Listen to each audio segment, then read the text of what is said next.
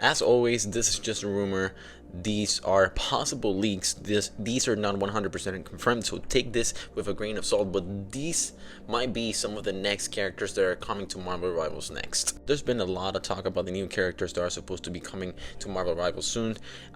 Somebody had allegedly discovered some of the characters that were in the files of the game, and they leaked them online, and then somebody else came out and said, oh, actually the developers of the game might have actually put those information of those characters in the game to misdirect anyone that wanted to leak them. But then the developers of the game came out and said, we wouldn't put a character's information, we wouldn't start designing a character or put any of their info in the game just because for somebody to leak it, and then for us to be like, oh, actually the game is not going to be, that character is not going to be in the game. Basically every single character that you would be able to find within the database of the game, if you were able to leak it, it's eventually going to be in the game. So that misdirection, the whole thing with the misdirection of the characters, the fake characters, that's not true.